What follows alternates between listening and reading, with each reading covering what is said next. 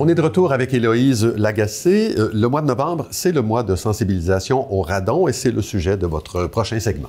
Effectivement, c'est pas pour rien que le mois de sensibilisation est en novembre. Claude, c'est en novembre où il se met à faire plus froid et on a tendance à plus s'encabaner chez nous. Et donc, c'est à ce moment-là où on a le plus grand risque d'être en contact avec le radon. Bon, donnez-nous un petit cours. Qu'est-ce que c'est le radon et de quelle façon c'est dangereux? Oui, en fait, le radon, c'est un gaz radioactif d'origine naturelle qui est issu de la dégradation de l'uranium dans la couche terrestre. Et le radon, c'est inodore et incolore, mais c'est cancérigène. C'est la deuxième cause de cancer du poumon après le tabagisme et la première pour les non-fumeurs.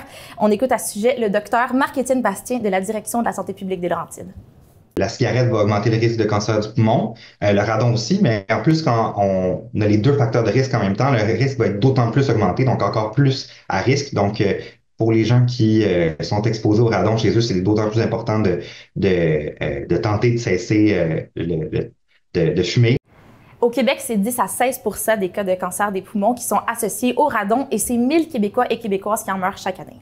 Et où est-ce qu'on risque de trouver la plus forte concentration de radon? Oui, en fait, le radon étant un gaz naturel, on peut le retrouver partout. Généralement, à l'extérieur, le radon se dilue dans l'atmosphère, donc il n'est pas dangereux. Généralement, c'est quand il s'infiltre dans les fondations des bâtiments et qu'il s'accumule justement dans ces bâtiments-là. À ce moment-là, la concentration de radon, si elle surpasse les 200 becquerels, c'est là que ça peut devenir dangereux à long terme. Et c'est la raison pour laquelle le Centre intégré de santé et de services sociaux des Laurentides insiste pour que les personnes qui ont un bureau ou une chambre dans le sous-sol vérifient parce qu'ils sont plus à risque, justement. Donc, un gaz inodore, incolore, comment on fait pour savoir si on y est exposé?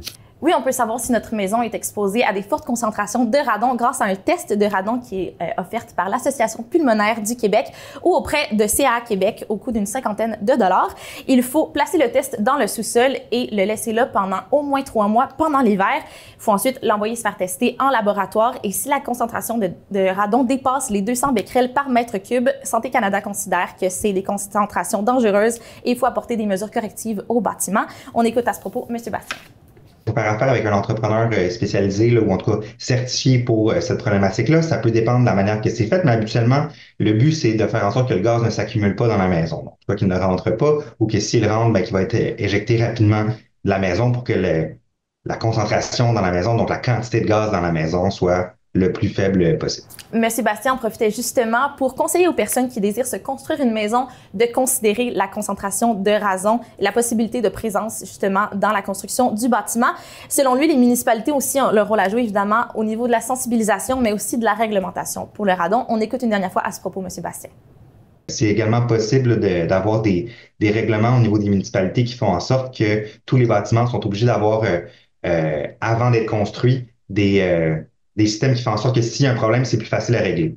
Donc, ça coûte un peu moins cher si on le fait à l'avance.